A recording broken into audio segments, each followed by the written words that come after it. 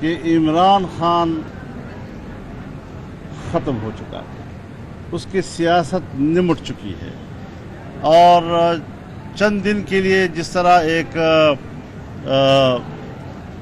زخمی تڑپتا ہے تو وہ آخری تڑپنا تو اس کا حق ہے، اس کی کوئی مسئلہ نہیں ہے، لیکن نہ ہم اس سے مروب ہیں، نہ اس کو ہم یہ حق دینا چاہتے ہیں کہ وہ آرمی چیف کی تقرری میں کسی قسم کی مداخلت کر سکے گا۔ آئین کے مطابق یہ جس کی ذمہ داری ہے وہی ادا کرے گا، میرٹ کی بنیاد پر ادا کرے گا، اور وہ ہوتا کون ہے کہ وہ حکومت سے کہے کہ آپ نے کس نے کرنی ہے۔ یہاں کوئی افراتفری ہے، یہاں کوئی نظام نہیں ہے، یہ کوئی ملک نہیں ہے، اور یہ کوئی ریاست نہیں ہے کہ اس کے کوئی ادارے ہوں گے، اس کا کوئی آئینی فرائض ہوں گی، آئینی ذمہ داریاں ہوں گی۔ واضح طور پر بتا دینا چاہتے ہیں کہ تم لاکھ چیخو، لاکھ چلاؤ، لاکھ تڑپو، جو بھی کرو، جو ہوگا آئین کے مطابق ہوگا۔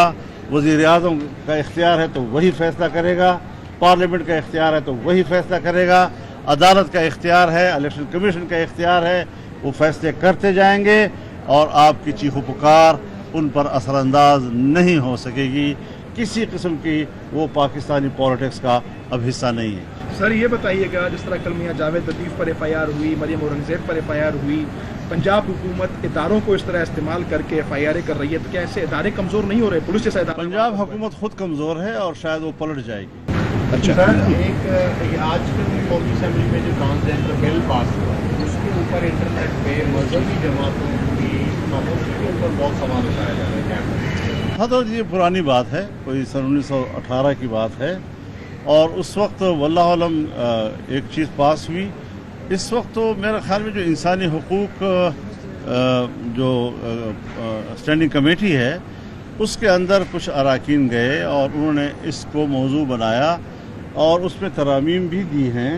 اس سے ہائی لائٹ ضرور ہوا ہے یہ معاملہ، لیکن یہ معاملہ آج کا نہیں ہے۔ جس طرح بہت سے قوانین چوری چھپے بڑی خاموشی کے ساتھ، اور ایسے وقت میں کہ جب کورم بھی نہ ہو، ایسے وقت میں کہ جب چھٹی کا کوئی دن آ رہا ہو یا جمعے کا دن ہو، یہ پیش کر لیے جاتے ہیں پرائیویٹ ممبر کے ذریعے سے، اور پھر اس کو پاس کر دیا جاتا ہے۔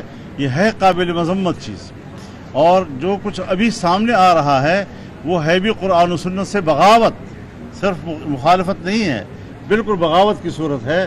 تو اس پر جمعیت علماء اسلام ایک مستقل ترمیم تیار کر رہی ہے، اور اس کی جامع شکل جو ہے وہ پیش کرے گی ایوان کے اندر، جو ایک باقاعدہ ترمیم کی حیثیت ہوگی۔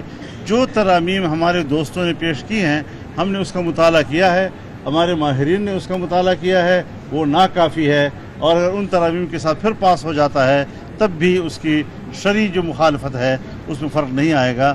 ہم سمجھتے ہیں کہ پاکستان کی پارلیمنٹ کو قرآن و سنت کے خلاف قانون سازی کا کوئی حق حاصل نہیں ہے، اور یہ نئی سوال جو ابھی پیدا ہوا ہے اس میں انشاءاللہ ہم بھرپور طور پر قرآن و سنت کی ترجمانی کریں گے اور اس حوالے سے قانون سازی کی طرف پارلیمنٹ کو لے جائیں گے۔ سر، ملک کے اندر برسات کی وجہ سے بڑی تباہی آئی ہے، لوگ مدد کے لیے پکار رہے ہیں، لیکن عمران خان کی جو ہے سیاست، وہ بھی سیاست کر رہا ہے، جلسے کر رہا ہے۔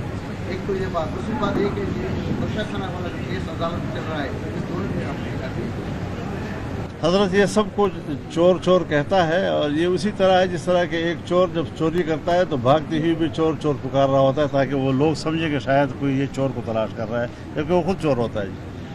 تو یہ تو بین الاقوامی چور ثابت ہوا ہے اور امپورٹڈ چور ہے، تو اس کا محاسبہ ہونا چاہیے۔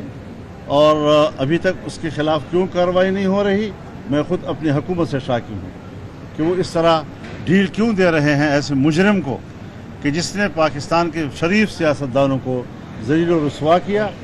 کس کے کہنے پہ رسوا کیا؟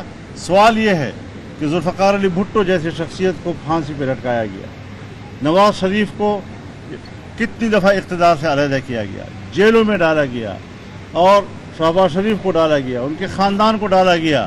اقوام متحدہ کو کوئی احساس نہیں ہوا، لیکن جب اس کے خلاف کارروائی ہوئی تو ان کو تشویش کیوں ہو گئی؟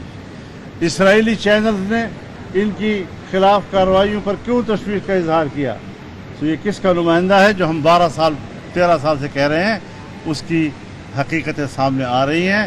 یہ پاکستان کا آدمی نہیں ہے, یہ پاکستان کے سوچ والا نہیں ہے, اس کو پاکستانی معاشرے سے کوئی واسطہ نہیں ہے. پاکستان کی آزادی کس بات کی؟ IMF سے معاہدہ تم نے کیا, ملک کی معیشت اس کے ہاتھ میں گروی کر دی, ملک کے اثاثوں کو اس کے ہاتھ میں گروی کیا, اسٹیٹ بینک آپ نے ان کے حوالے کیا. یہ ساری چیزیں کرنے کے بعد اب آپ کہتے ہیں ہم ان کو آزادی دیں گے. کس سے آزادی دیں گے؟ کبھی کہتے ہیں اللہ سے آزادی دیں گے, کبھی کہتے ہیں رسول اللہ سے آزادی دیں گے. یہ ہے اصل ایجنڈا اس کا. یہ غلام ابن غلام خود ہے, اور آزادی کے لفظ سے کوئی آزادی وازادی نہیں. اس قسم کے عناصر سے ہم انشاءاللہ قوم کو آزادی دلائیں گے اور ان کے خلاف جنگ لڑیں گے. بہت شکریہ جی, تھینک یو ویری مچ. تمام ساتھیوں کا بہت شکریہ جی.